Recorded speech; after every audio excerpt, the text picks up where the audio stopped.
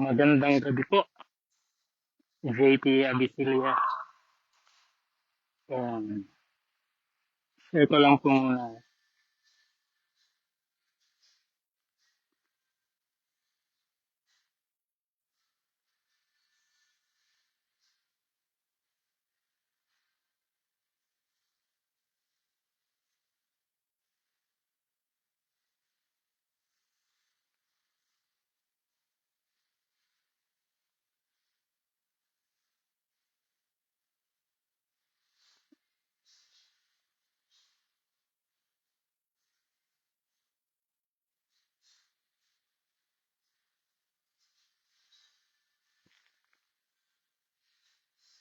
Hello, magandang gabi po. Sandali lang po.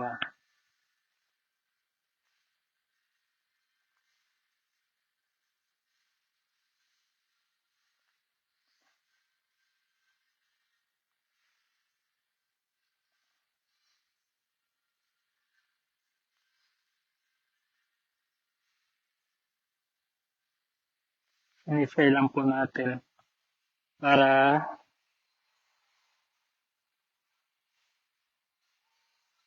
mapanood din po ng iba. Yun, may nanonood. May 2 milyon nanonood. Magandang gabi po sa lahat. Hello, Daryl. Yan si Daryl, bago pa lang to pero grabe to makasuporta. Si Daryl Miko mga bat. Yan. Andito rin si Mitch. Itong si Mitch, grabe din to makasuporta. Isa to sa anong tawag nito? Nilindol Binagyo sa Bugo. Ayan. Salamat, Mitch. At saka si Karen, magandang gabi, Sir JT. Sabi niya, good evening, sabi ni Daryl. Dito lang po muna tayo sa Facebook, no? Tapos i-share na lang natin yan sa YouTube. Siguro bukas. Ayan.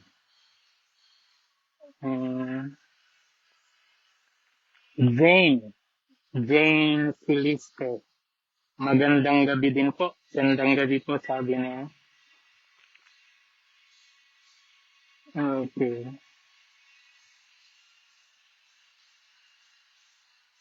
Sinishare ko lang po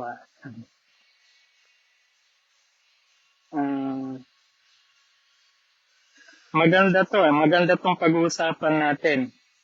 Isa ito ngayon sa medyo mainit-init na usapan.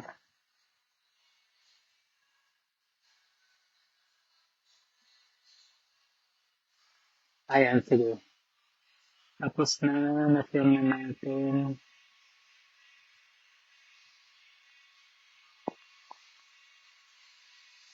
Alright. Pag ang JT Abisilia po, nasa Cebu tayo yan. Cebu. At ito nga sinulog this week. Sinulog dito sa Cebu, kaya medyo busy, no? Busy dito sa Cebu ngayon. Grabe yung pagdagsta ng mga tao, no? Sa buong Pilipinas, syempre, at saka yung mga taga-ibang bansa. Pero bago natin pag-usapan, kasi sinulog, ang daming mga event yan, no? Diba? Pero hindi yun yung ating pong main topic ngayong gabi. Maayong gabi. O yan, taga-Bohol, si Ace. Isa rin sa grabe nating support yan, si Ace. Itong si Ace, dating liberal yan no? Ngayon, conservative na rin siya. Walagi ko share badge, nag-share man ko. I think kapag palagian siguro yung share. No? Pag palagian yung share. Yan. Mayroon na tayong 8 million. 8 million. 8 million na yung nanonood sa atin. So pag-usapan po natin yung Your Milk. Dahil kay Yorme. Dahil kay Yorme dun sa pag-atas na kanyang ginawa sa Manila, naging issue. Okay, pag-usapan natin ito, no? Sa mga matatagal natin na mga follower na, alam nila yung style ko eh. Di ba? Alam na nila yung style ko. Kasi kapag may mga ganitong issue, ginagawa natin, iniintindi natin yung issue. Okay? Hindi lang yung puro yung paniniwala natin. No? Kasi syempre, di ba? Isipin ng iba, bias ka kasi sonyan ka eh. Bias ka kasi supporter ka ni Isko eh. Bias ka kasi vlogger ka ni Isko Moreno eh. Bias. So, ako kasi, binabalansin natin yung mga bagay-bagay. Okay? Ang problema kasi sa iba, ah when they look or perceive into something, ang nangyayari talagang diretso na yung konklusyon, diretso na yung kritisismo, diretso na yung pagsita. Hindi binabalanse, hindi inaalam bakit your milk ang pinangalan. Tapos ang problema din sa mga naniniwala, hindi rin nila iniintindi yung kritisismo, yung sinasabi ng kabila. 'Di ba? Ano ba yung kinakatakutan nila? Ano ba yung kanilang kritisismo? Ano ba yung kanilang iniintindi? 'Di ba? Bakit galit sila? Bakit ganito na lang yung kanilang puot? 'Di ba? Bakit ganito na lang yung kanilang panlalait kay Isko Moreno? Bakit ganito na lang yung kanilang trolling na ginagawa? Okay? Kasi tayo gusto natin intindihin yung mga bagay-bagay. Okay, bago tayo pumasok doon sa usapan, ilatag yung ating paniniwala, ilatag yung ating pangunawa, ilatag yung sagot sa mga tanong, okay, na mga nasa kabila. Okay? So ganito. So ano ba yung iniisip ng mga kritiko tungkol dito? Okay, pag-usapan natin. Ano ba yung watching from Belgium, Sulid Yorme, sabi ni Den Panganiban. Ayan, salamat po. Salamat. Galing pa yan ng Belgium. Okay, so ano ba yung iniisip ng kritiko tungkol dito sa Yorme? Pag-usapan natin. Okay? Kasi ganito yung nasa utak ng mga kritiko ni Isko Moreno. Okay? Lalong-lalo na yung mga kakampi nung dating mayora ng lungsod ng Maynila, tapos mga kakampi ni Lene Robredo, mga kakampi ni mga naniniwala kay Veco Soto. Okay? Karamihan sa kanila, purmang nanggaling doon sa grupo na yun. Kakampi, mga naniniwala kay Vico, tapos pinatapat si Vico at saka Cisco.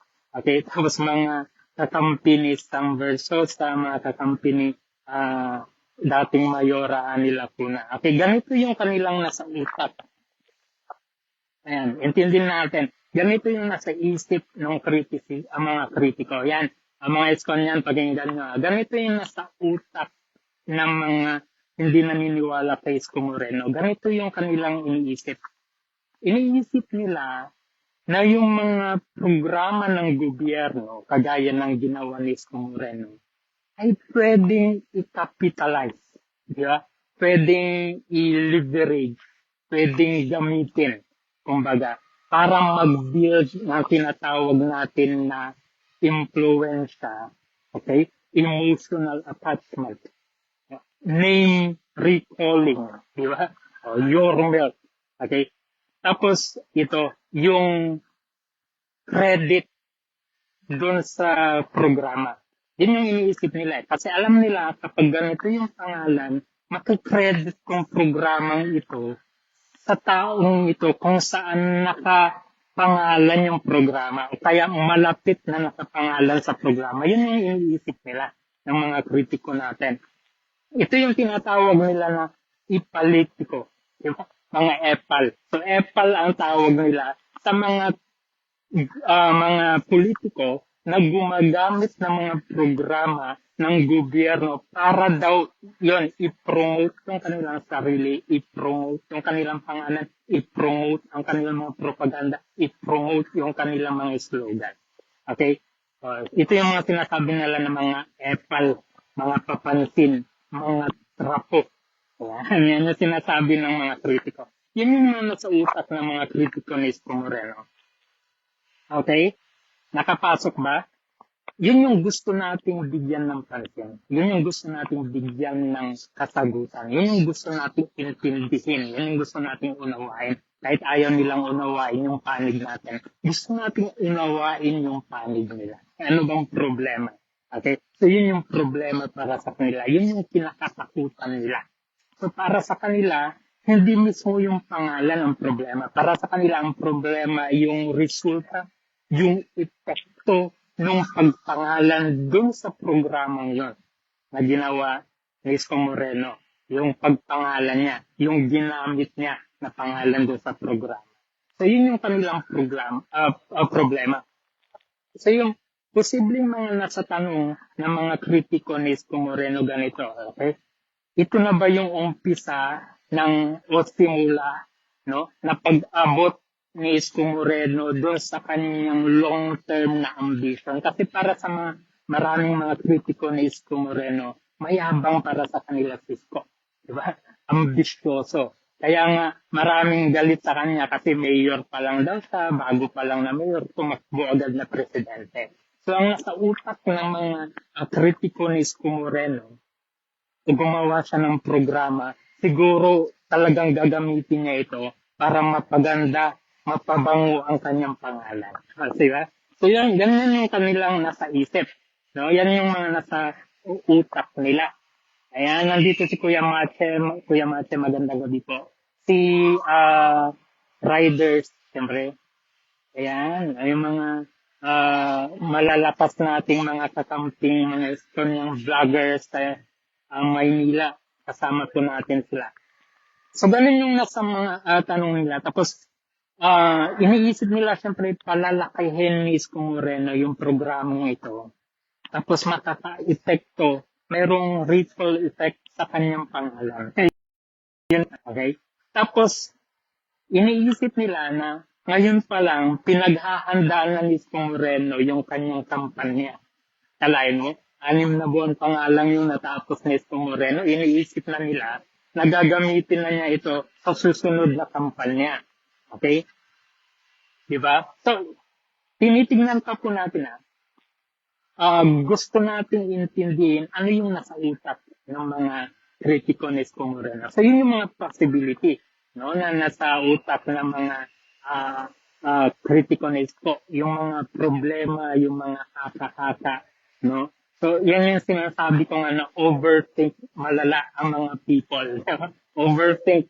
Masyado silang nag-overthink. Sila mismo yung gumagawa ng multong kinakatakutan nila. Diba? Tapos sila doon sa hinaharap na hindi pa nila nakikita. So, yun yung problema sa mga tao, no? Pinapangunahan. Hello po, Sir JP from Shiny Biazan. Hello, magandang gabi po. So, yun yung gusto nating bigyan ng pansin. Okay? So, kasi legit naman, no, na mag-isip ang mga ganong na mga ganon yung mga tao. Legit, no? Kasi ako rin naman, di ba? Criticize ko din naman ang mga bagay-bagay. So, gusto natin yung bigyan ng pansin. Okay, tama ba yung mga iniisip nila? Yung mga haka-haka, yung mga kritisismo, yung mga domain, yung mga basurang itinatapon nila kay Isko Moreno at saka yung mga supporter ni Isko Moreno. So, yun yung gusto natin bigyan ng pansin. So, ang tanong natin, kailan nga ba nagiging self-promotion o nagiging personal branding ang paggamit ng mnemonic kagaya ng your milk, no? Imbis na sinasabi natin na serbisyo publiko. So, bago natin sagutin yan, gusto ko lang ipaalala sa lahat na itong paggamit ng mnemonic kagaya ng your milk, hindi po yan bago, di ba? Ginagawa yan dito sa Pilipinas, kahit nga doon sa ibang bansa ginagawa din yung mnemonic na yan. Okay, magbigay tayo ng halimbawa. Ito, kilalang kilala itong mnemonic na ito. Itong 4Ps. Diba? Madali lang kasi maalala, madali lang sang kumbaga intindihin. 4Ps. Okay? Stands for yan, Pantawid Pamilyang Pilipino Program. Okay, 4Ps. Mnemonic yan, di ba? Imbis na paulit-ulit na banggitin yung Pantawid Pamilyang Pilipino Program, Pantawid Pilipino Program, yun nga, ginawa na lang nila na 4 piece. Di ba? Para madali. Sabi ni Freddy, your milk should not implement only in Manila. It should duplicate also by other politicians or in the country as President Trump doing. And sabi ni Kuya Freddy, no, babalikan ko yan mamaya.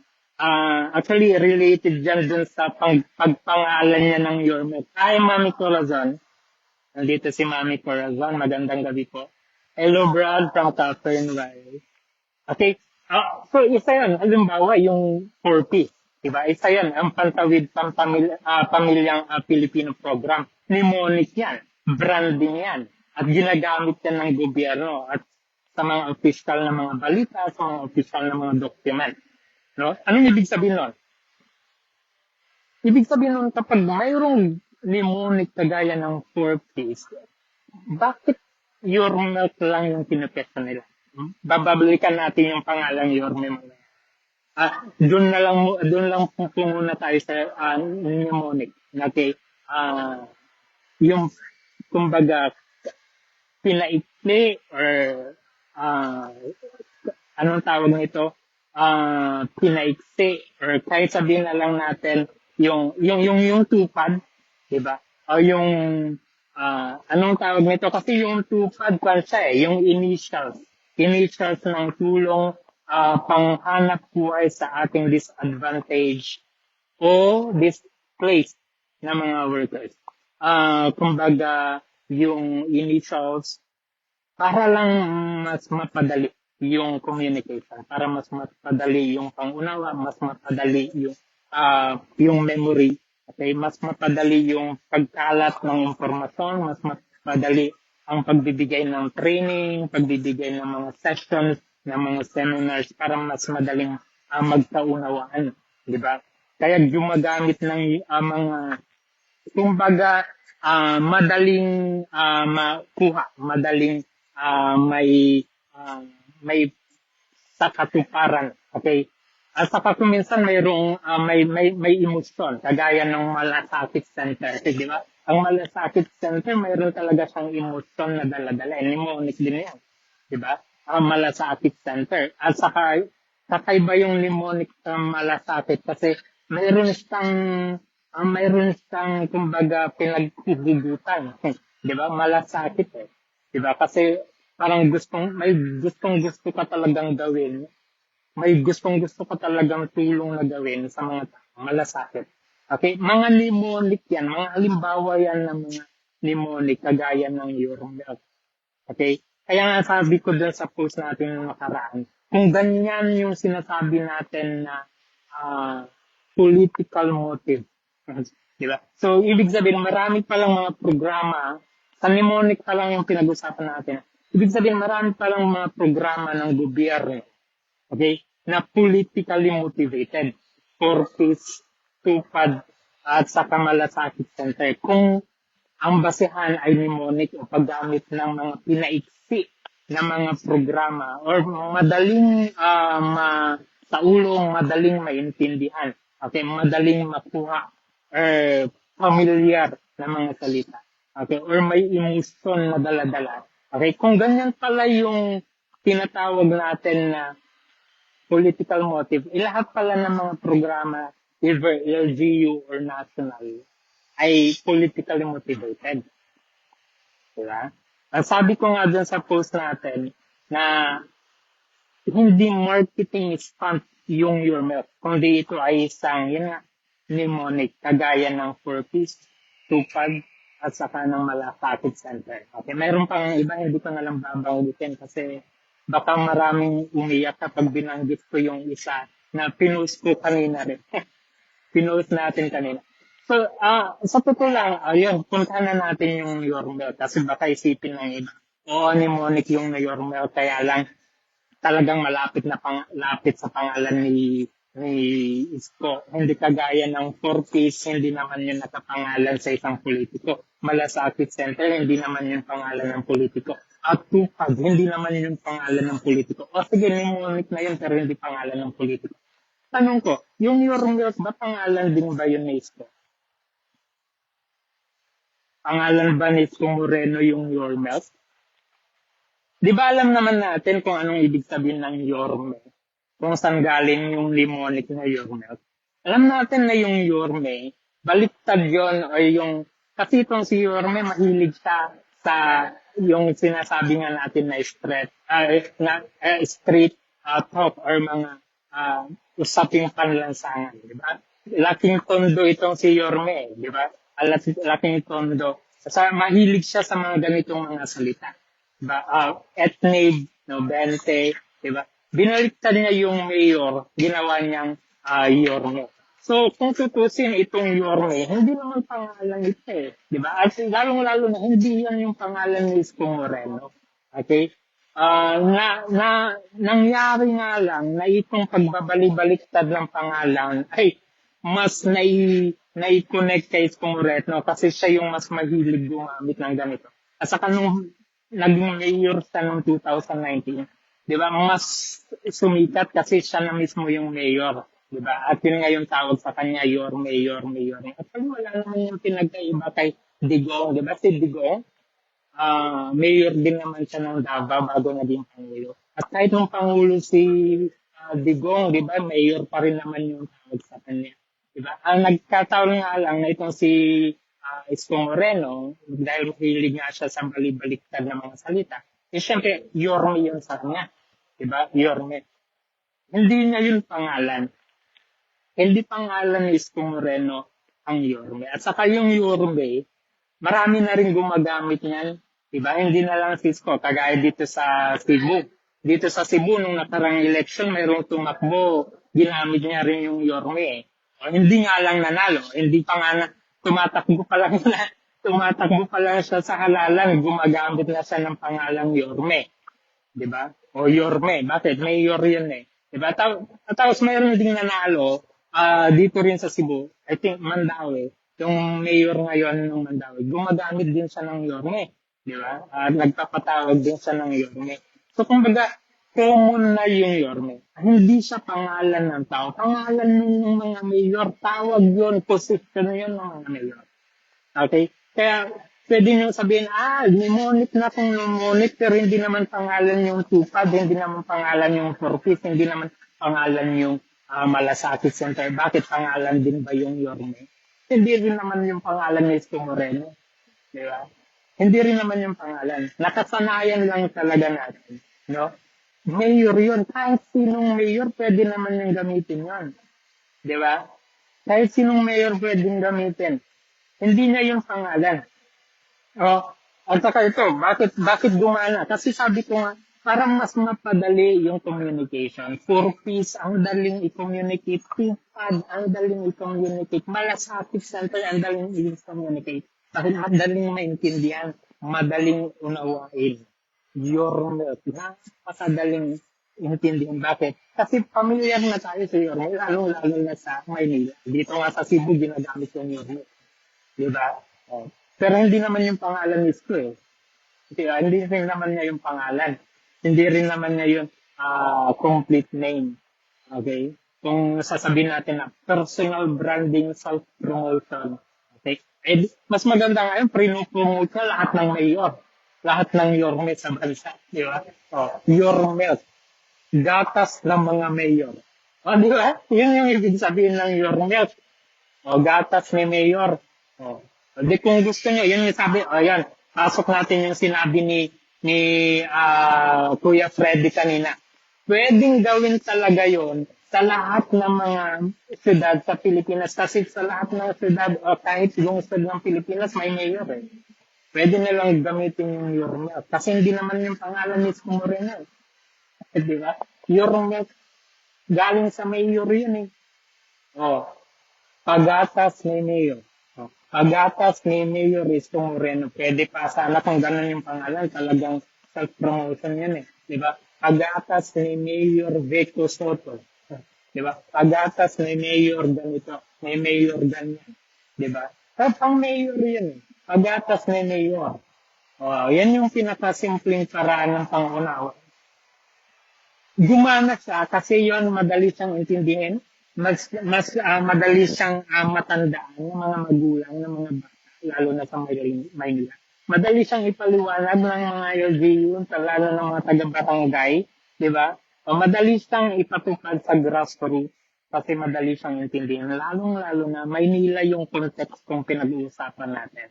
So kung ang goal ay mass adoption, lalong-lalo na malaking syudad ang Maynila.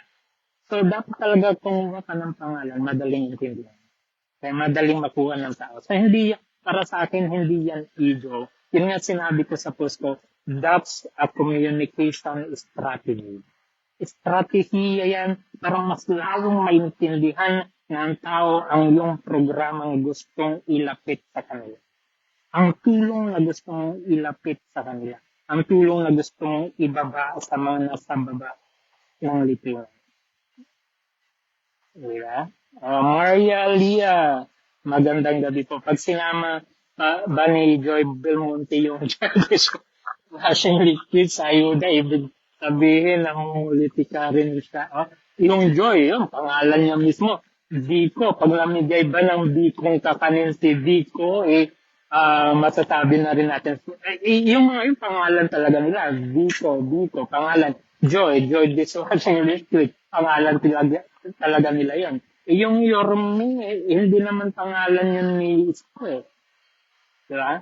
Dapat gatas ni Isko ang tawag doon kung gusto na talagang self-promotion o personal branding yung pag-usapan. Diba? So, yun nga yung sinasabi ko na communication strategy. Okay? Ito yung tanong.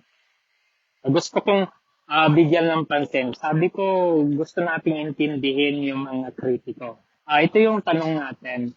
Hindi lang sa mga kritiko, kundi pati yung mga Estonian. Good evening po, Sir JP Godfirst. Galing po kay Mami Corazon. Ito yung tanong natin. Kailan matatawag na self-promotion yung Yorme? Ayan. Kung nandyan po si Yorme, kung nakita niyo ba, si Isko Moreno nakapalo po sa atin yan. Maaari niyang mapanood dito. Yorme, yan. At saka yung mga tao na Yorme. At ang mga vlogger ni Yorme nandito.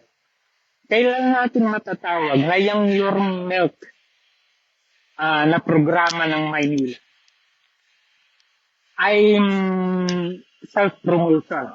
Ano yung mga red flag yan?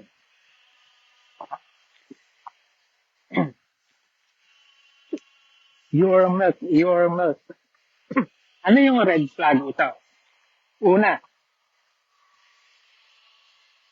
when the benefit becomes insufficient, kapag talagang yung benepisyo niya ay dugtong na dun sa politiko. Okay? So, hindi na yung bata yung focus. Di ba? Kasi mga preschooler yung focus na bibigyan ng milk. Tapos, ang provider, mayor, kumbaga, syudad ng Maynila. So, dapat ganun lang yung focus. Bata, malnutrition, tutulungan natin. Di ba? I-provide natin ang pangangailangan ng ito. Sinong tutulong? Gobyerno, syudad ng Maynila. Yun lang dapat yung focus para mawala yung self-promotion. Kailan papasok yung self-promotion? Kapag ang pakiramdam na ng mga tao, kagaya ng mga tinulungan, mga bata, at saka yung kanilang mga magulang, kamag-anak, iniisip na nila na yung tulong na yung galing kay Isko. Hindi galing sa syudad ng Maynila, hindi galing sa Kapitolyo ng Pilipinas, hindi galing sa City Hall ng Maynila. Doon na yung magiging red flag. Di ba? Kaya nga, para sa mga Estonian, para sa mga supporter na Isko dyan sa Maynila, ulit-ulitin natin, kahit tinawag yun ng Yorme, hindi yun pag-aaring Iskong Moreno, hindi yun tulong ni Iskong Moreno. Tulong yun galing sa syudad. Tulong yun galing sa Manila City Hall. Pera yun ng bayan, hindi pera ni Iskong Moreno. Kapag nawala yung focus na ganun, kapag nawala yung focus, yun papasok yung self-promotion. Doon papasok yung personal branding. Doon papasok yung political branding. Kaya dapat panatiliin natin, bata ang focus, mahihirap ang focus, syudad, tulong galing sa syudad, tulong galing sa buwis ng mga tao. Hindi galing sa buwis ng isko, hindi galing sa isko mismo. Galing sa mayor ng Maynila, pero galing sa bulsa ng mamamayan ng Maynila. Okay? Ayan. So, doon yung sinasabi natin na red flag. So, kapag nalipat yung pasalamat, nalipat yung praise, nalipat yung gratitude mula sa syudad, papunta doon sa persona, yung tao, si Mayor Isko, doon na nagiging red flag. Okay? Doon na siya nagiging red flag. Alright? So, at saka sumunod, sabi natin, sabi ni Shiny, sana nga, all nga dyan sa Maynila kasi at least concern si Mayor sa mga batang Manileño. Dito sa amin, walang lang. Sabi niya, taga saan po ba kayo? Sabi ni Maria Lia, bakit si Jose Manalo tinawag na mayor kahit hindi naman mayor? Parang din mayor sa Bilibid. Ayan. Okay, ito pa. Kapag personal branding yan or political branding, kahit ano pang branding, ako brand marketing manager, dapat yung doon sa mga dapat maraming tarpaulin. Tapos yung tarpaulin, Butanis ko ang nakalagay. Doon sa battle yung kapituloy, nung gatas, dapat sumuka at pangalan ni Isko ang nakalagay. Pero ang nakalagay kasi doon milk your milk, tapos mukha ng bata, hindi mukha ni Isko Moreno yung nakalagay. Walang campaign, walang slogan na nakalagay. Make Manila great again. Diba? O kung ano-ano pang mga slogan ni Isko na ginagamit. God first, or kung ano pa. Walang vote for me. Okay? Walang mga ganon. Okay? Walang nakalagay ng mga ganon.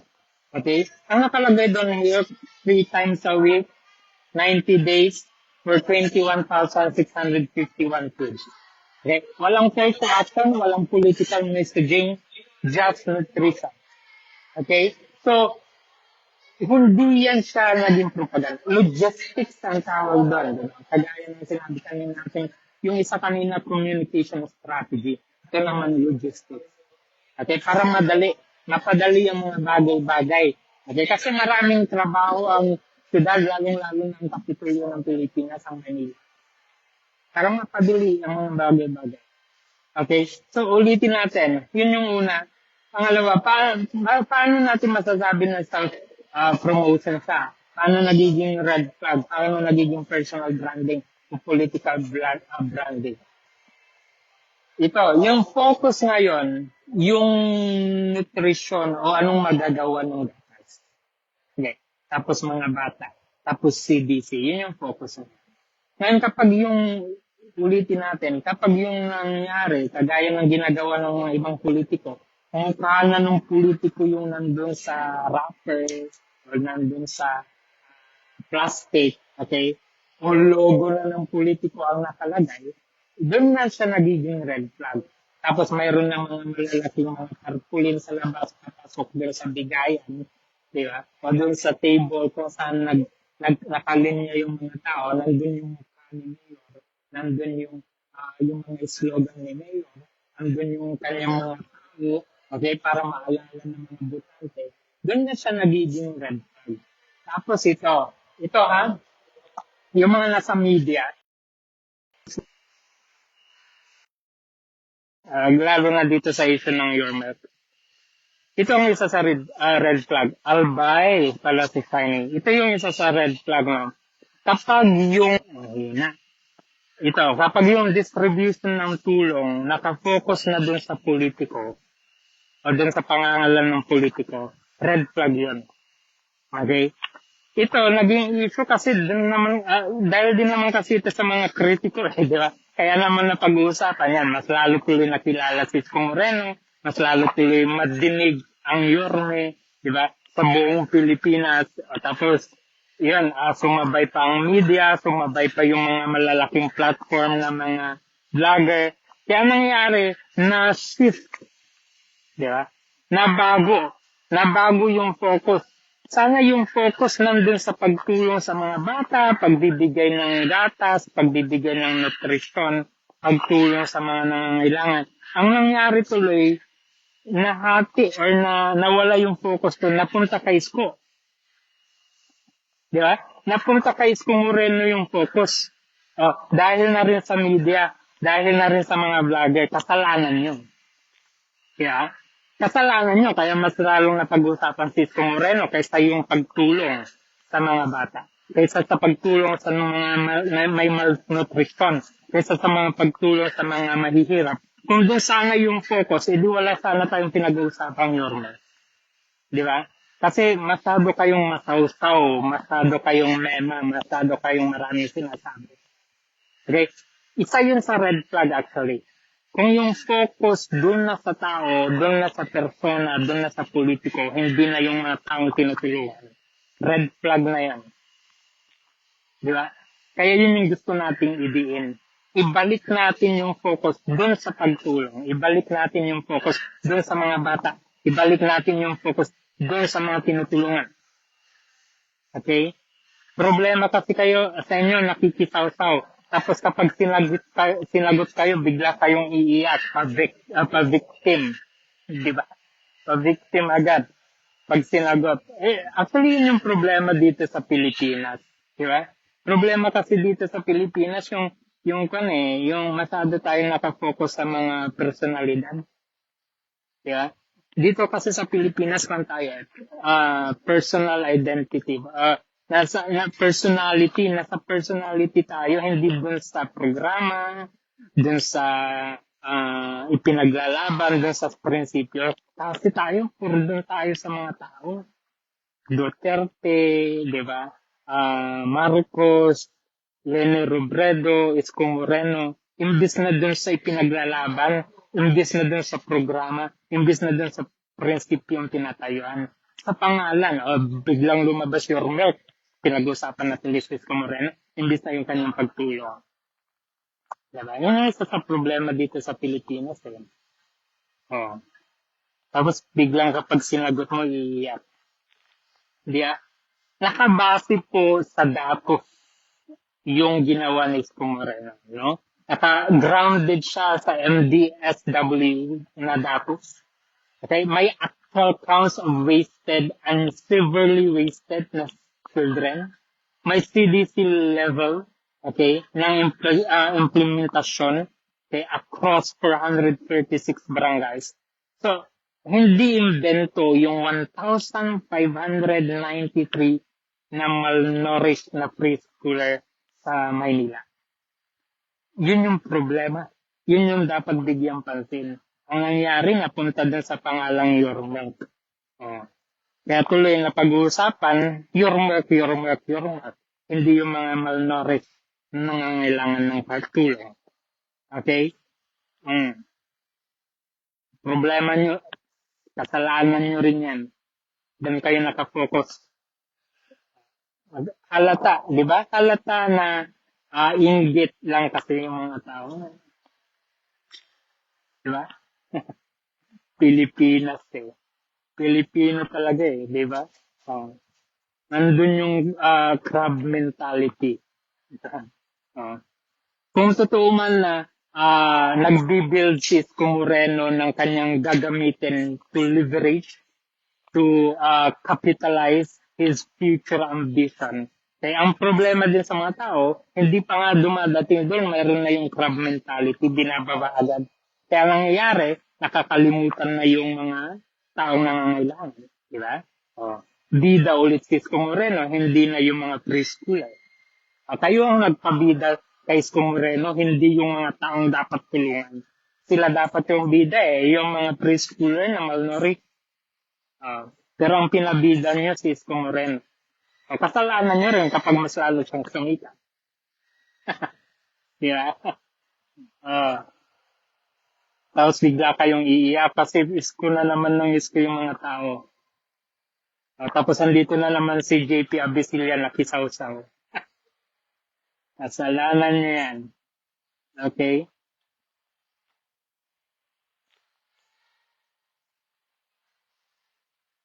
Ace, sabi ni Ace, ang problema sa maraming Pilipino, madali lang silang madala sa mga opinion ng iba at propaganda. Wala silang sariling opinion. Yeah? Mga sausawerong political commentator, sausawerong political analyst, sausawerong mga ewan na mga influencer ko, no? Okay? Ito pa yung red flag. Pinag-usapan natin red flag. Hindi lang para ito sa mga kritiko. At para rin ito kay Isko Moreno at sa kanyang mga tao. At sa mga Isko niya. Yan, makinig po kayo. Ito ganito. Ang programa na Your Milk, ang focus dapat yun. Yung ilan weight ang madadagdag o yung kilos. Diba? Ilang kilo yung madadagdag doon sa mga bata pagkatapos ng programa. Okay, yun yung focus. Ilang kilo. Gaano sila kalusog pagkatapos. Okay, gaano kadami ang nabawas na malnutrition. Okay, tapos mayroong bang follow-through after sa 90 days na programa ng Your Milk. Yun yung focus. Yun yung pagtulong. Yun yung programa. Di ba? Yun yung programa. Pag-usapan natin yung programa. Paano sa magiging red flag? Okay, ito dagdag kapag naging red flag siya kapag nawala yung datos. Okay, hindi na binigay ni Yorme at saka ng siyudad ng Maynila. Yorme, kumusta? Mayroon bang lumusog na bata doon sa pinainom ninyo ng gatas? Nabawasan ba ang malnutrition? Diba? Anong nangyari? Pagkatapos ng 90 days, mayroon pa ba kayong ibang ginawa? Magiging red flag yun. Talaga masasabi natin na pa-epal lang talaga si Isko Moreno, no? One-time show lang talaga itong si Isko Moreno para lang mapabango yung kanyang pangalan. Okay? Kapag wala na tayong datos makita pagkatapos ng programa. So red flag na sa kapag ganon. Tapos, kapag yung debate, hindi na dun sa debate nung problema ng malnutrition. Kapag yung debate, itong kagaya na niyang nangyayari ngayon, ang debate naging napunta na dun sa Yorme, napunta na dun sa Yorme, napunta na kay Isko Moreno. Red flag. Yan yung red flag, no? Tapos ito, kapag yung branding mas humaba, diba? Mas long live kaysa dun sa resulta na inaasahan natin na magiging bunga ng kanilang programa. Pag mas tumaas yung branding kaysa dun, yun na yung red flag. Kaya kung ngayon hanggang sa susunod na linggo, hanggang sa susunod na buwan, hanggang sa susunod na taon, ganito pa rin ang pinag-uusapan natin, branding. At talagang matatabunan yung usaping malnutrition. Kaninong kasalanan? Kasalanan nyo rin. Di ba?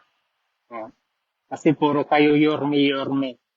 Kayo ata yung obsessed kay Isko Moreno, hindi kami. Di ba? Kaya nga lang ako nag-live ulit dahil dito para sabihin sa inyo na obsessed kayo kay Isko Moreno. Imbis na isipin nyo yung pagtulong doon sa mga nangangailangan, iniisip nyo, takot kayo, may pangalan na naman itong si Isko Moreno. Di ba? Matatabunan na naman si Vico. Matatabunan na naman si Hani Lacuna. Matatabunan na naman si Leni Robredo. Dahil sa takot nyo na matabunan yung politiko nyo, pinalimutan nyo yung totoong problema. Di ba? Ulitin natin. Mahal po ang gatas. Di ba? Yung iba nga, kahit bear brand nga lang, namamahalan na, hindi na mabili. Good evening, Sir JP from Ma'am Janet. Hello po, magandang gabi. Andito rin si Kuya Herman. Magandang gabi po sa inyo. Okay? So yung gatas, isa pa yan sa problema ng mga Pilipino, lalong-lalo na sa mga nasa mababang estado ng buhay. No? Kababayan natin na talagang talagang yung sahod nila napupunta sa utang na bayarin at wala na talagang mapambili ng kahit vitamins man lang o kahit yun gatas man lang. Mahirap yung mga Pilipino, marami sa atin naghihirap. Kaya malaking tulong na mabigyan sila ng ganito. Ito yung problema ng iba. Iniisip ng mga kritiko ni Isko Moreno, sige, tulong na kung tulong, di ba? Tulong na kung tulong. Pero saan galing yung pera? Sa buwis. At sakay namin din naman yan ni Isko Moreno galing sa buwis. Okay? Tapos ito yung nasa utak ng mga kritiko. Ganito talaga mag-isip yung mga tao eh. Ang iniisip na ng tao, so galing sa buwis. So ang nangyari, ganito makinig kayo, ganito yung utak ng mga kritiko. So galing yung ginastos doon sa Yormelos, galing sa buwis, pinaghirapan, pinagpawisan ng mga Manilenyo. Galing sa kanila. So ang nangyari, ganito yung nasa isip ng mga kritiko. Ginagamit ni Isko Moreno ang buwis, okay, ng mga Manilenyo para sa self-promotion, para sa personal branding. Ganyan ang utak ng kritiko.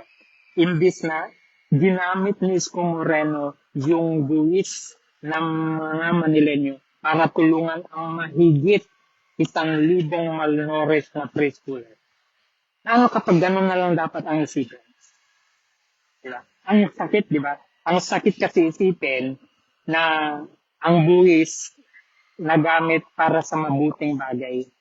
Di ba? Kaya ang iniisip, yun, pabango lang yan ni Isko Moreno sa kanyang pangalan. Promotion lang yan sa kanyang pangalan. Di ba? Negatibo kasi itong mga tao. Di ba? O kumbaga, ibang anggulo yung nakikita. Di ba? Sige, ginagamit ni Isko Moreno ang buwis ng Maynila para sa ganito, ganyan. Pure milk, pangalan mo lang yan. Di ba? Imbis na tignan nyo, mahigit 1,000 na malnourished na tinulungan. Di ba? Buti sana kung yung buwis na yon ginamit niya sa kanyang pangalan, tapos sa yung mas umangas, sa yung mas nakilala, sa yung mas yumaman. O kaya, yun, diretso na lang yung binulsa. Hindi. Mayroong datos at saka mayroong record. Diba? Meron eh. May record. Diba? May transparency. Pinakita eh. May transparency. Problema lang talaga sa mata, sa iba nakatingin yung mata. Okay. So again, local milk sourcing is not equal to political branding. Sabi ni Kuya Freddy, 23.06% child stunting based on UNICEF data, 2023 to 2028. Kung yung mga ganyan sana yung pinag-uusapan, hindi si Yorme, mas maganda sana, di ba? Puro kayo Yorme. Okay, so local milk sourcing is not equal to political branding. Okay? If this was about image, then yun, imported sana ng milk ang ginamit, bigger PR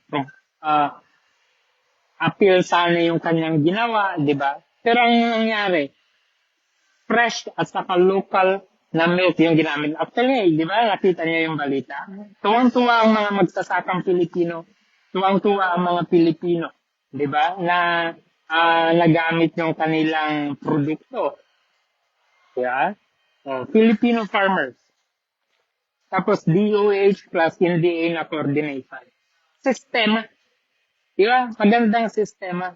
Natulungan ang lokal na mga magsasaka, natulungan ang mga nakipag-coordinate sa mga lokal na government at saka mga national na government offices, DOH at saka iba pa, di ba? Sistema, nakabuild ng sistema para matulungan ang mga ang mamamayan natin. Paano ulit ito magiging red flag? Ito, dapat ulitin natin dapat yung budget klaro. May record, transparent. Okay? Tapos, dapat continue yung programa.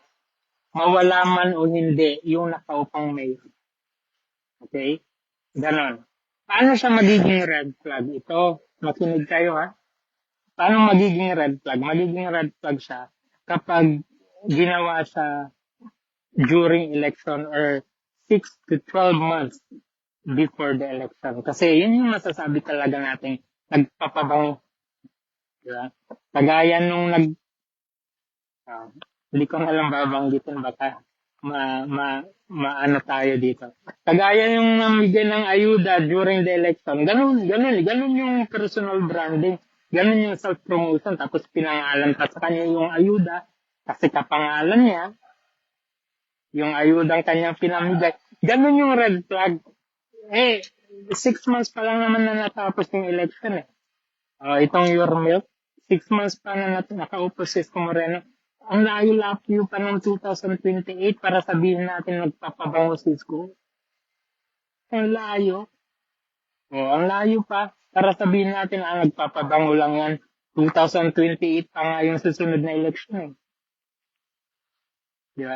Magiging red flag siya kapag within the parameter, within the timing of the election. Tapos 6 months nang nakaupo si Isko Moreno, hindi na niya kailangang problemahin pa ang boto. Nakaupo na siya Di ba? Nakaupo na siya. Hindi na niya problemahin yun. Tapos,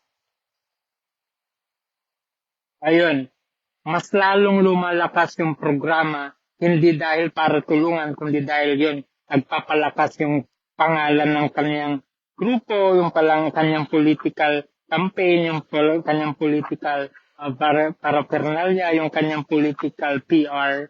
Okay? Gaya ng ginagawa ng marami. Sanay lang tayo dito sa mga politiko sa Pilipinas. Ganun yung magiging red flag. Kapag mas lumakas yung programa, mas dumami yung programa, kasi papalapit na yung halalan. Wala pa malayo pa. Di ba? Ang layo pa, nag-iiyakan na yung mga kalaban. Hindi nyo nga alam kung kayo yung politiko nyo ang tatapat ulit kay Isko Moreno Ewan ko nga kung sino pang tatapat sa kanya ngayon. Yeah. Ayan. Okay? So yun yung pag-usapan muna natin. Ang dami ko pang pwedeng sabihin.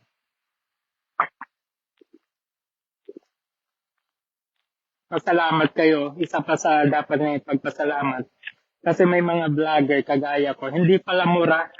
Dahil kung palamura pa ako, minura-mura ko na kayo. Pinangalanan pa. Yeah. Tinulungan ko pa kayo para maintindihan ng mga bagay-bagay. Di ba? Inunawa ko rin kung ano yung iniisip nyo.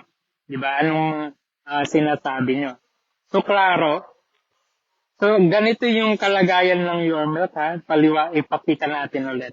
Klaro yung datos. Klaro yung target audience, mga bata. Okay? Tapos, defined ang duration, 90 days. Okay? Defined yung duration na. Mayroong datos ng malnutrition. Nakabase sa kilala ng mga organisasyon. Okay? Tumulong din ang DOH at iba pang departamento ng gobyerno. Okay? Tapos, walang political campaign na nangyayari. Nakapalibot lahat doon sa program. Okay? So, kumusta yung Your Milk? Nagiging self-promotion sa ulitin natin kapag si Mayor na ang focus, hindi na yung milk. Kapag ang focus doon na sa personalidad, hindi doon sa programa. nagiging self-promotion siya kapag yung pasalamat ng tao nandun na kay Mayor, hindi sa siyudad ng Maynila. Okay? Nagiging self-promotion siya kapag yung compassion na shutdown kasi persona na yung pinag-usapan. Okay? Tapos nagiging self-promotion siya kapag yung timing niya sobrang lapit na sa election. Okay? Tapos nagiging self-promotion sa or political branding or personal branding siya kapag nag-disappear ang datos. Kumusta na yung mga pinainom nyo ng gatas? Anong nangyari? Okay? Kapag nawala yung mga datos na yun, red flag na yun. Okay? Ulitin natin, hindi mali ang mga criticism. Ulitin ko kahit ako, alam niya naman. Criticize din ako ng criticize. Shout out from Hero. Yan. Hello po, magandang gabi. Maayong gabi. Sana, Bisaya ni siya. Hello, Will. Will, good vibes nandito rin siya. Okay? So, tama lang yung criticism mo, pero dapat intindihin din natin ang mga bagay-bagay. Balansihin natin. Okay? Balansihin natin. So, ito yung challenge natin kay Yorme sa lungsod ng Maynila. At saka sa inyo. Okay, na nag-aabang mga criticism. Antayin natin after 90 days. Makakagain ba ng weight yung mga bata? Ito yung inaantay natin. Antayin natin. Kumusta yung attendance ng mga bata? Kasi karamihan hindi nakakapasok kasi gutom, hindi nakakapasok kasi may sakit. Okay, kumusta? Tumaas ba yung attendance ng mga bata? Okay? Tapos yun, bumaba ba yung stunting? Okay? O yung weak or malnourished ng mga bata. So, if the name if those data or datos, kapag nakita natin yung resulta, okay, talagang irrelevant na yung pangalan. Okay? Kayo lang naman kasi ang problema dun sa pangalan na eh. Okay? So, if helping 21,000 preschoolers drink milk is a personal branding, then we need more branding like this. Yeah. Kung totoo man na political personal branding, abay kailangan pa natin yan para mas marami pa tayong matulungan. Because at the end of the day, yun nga, kamanggo ang mga politician. Pero yung natulungan ngayon is Morena na preschooler na malnourished, after 3 years, after 6 to 9 years, kapag natapos na yung termo niya, malalaki na yung mga yun eh. O baka mga lumaki yun na sakitin. So kung hindi niya natulungan ngayon, pagdating ng 3 years, 6, 9 years or so, kumusta na lang kaya magiging kalagayan ng mga bata ngayon? Di ba? So napakahalaga na yung tulong ngayon at ngayon din may bibigyan. Ngayon at ngayon din may ibababa sa mga tao. Okay, so if a simple name helps a child grow taller, stronger, and healthier, then call it whatever words you want to call it. Okay, public service again doesn't need to sound neutral, it needs to work. And I believe again, outcome is greater than outrage. Ako, wala akong pakialam sa mga baser. Diba? Sanay na tayo sa mga hater na yan eh. Diba? Mga baser, mga bully, diba? Mga cancel culture ng mga grupo. Sanay na tayo din eh. Ako, nakafocus ako dun sa outcome. Okay, na simulan nyo na yung your milk ninyo na programa. Aantayin ko ang outcome. Ganun eh. Dapat ganun. Okay, ganito yung problema. Ito yung solusyon. Pagbigay ng solusyon, anong result? Ganun. Di ba? Hindi yung your milk, self-promotion, political branding, nagpapabango lang ng sisco. Yeah. Yan kasi yung problema sa mga tao. Ayan, tapos na po tayo. Salamat po, no, si Ma'am Janet. Sabi ni Ma'am Janet, alam naman nila, sir, kayo, kaso focus lang talaga sila sa pagsira kay Yorme kasi alam nila 9 years siya. Sila nga. Di ba? Yan. Salamat, Freddy.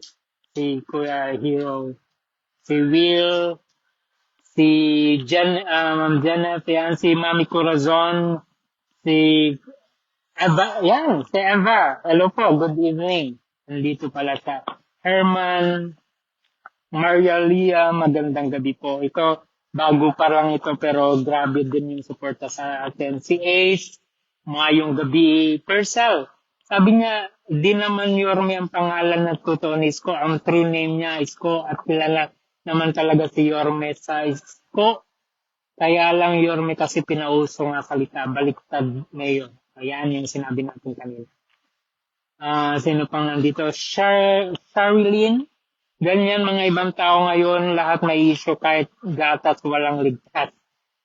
Si Darrell nandito rin sa kanina. Si Kinko, sabi niya, bakit dito sa Batang Kanlo ang tawag ng iba sa mayor namin? Uh, Shiny, nandito rin sa kanina. Sino pa mga nandito kanina? Maricel, hello, good evening po. Happy Heart, hello po, magandang gabi. Ayan, malayo-layo na yung kan mamaya na lang. Emily, hello po. Andyan pa yung Notre-Dame, yan, matagal na yan. Panahon pa ng nakaraang Marcos. Hanggang ngayon, binuhay pa. Agnes, hello, magandang gabi sa'yo. Ayan, so, ayan po yung ating pong napag-usapan ngayon. Okay? So, focus tayo dun sa tulong. Tayo kasi, puro kayo, yorme. Ayan, so, gabing-gabi na. Nandito po tayo sa IT Park, Ayala. You know,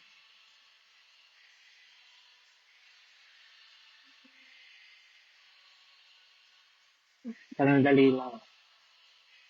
Ayan, so marami pong salamat. Salamat po sa mga nanood. Watching from Pulumulok, South Cotabato. Yan, salamat sa iyo, Agnes, from South Cotabato. Salamat po sa inyo, JP Abisilia po, Cebuano Vlogger, at saka siyempre Espanyol Vlogger. JP Abisilia, the millionaire writer, God first. He joins. Eh, marami pong salamat. May mga post tayo tungkol sa sinulog sa mga susunod na araw kasi sinulog po dito sa Cebu. Magandang gabi po, ingat tayong lahat. Isang pit lang na to ang senior chef, sabi ni Ace. Christian pa ako pero non-Catholic Christian. Pero nire-respeto po natin ang kultura ng mga Cebuano. Okay? Siyempre. Nandito ka? Nakakadire, Ace? Oh, kung nandito ka, chat mo ako, magkita tayo. Ace Inverness, yan.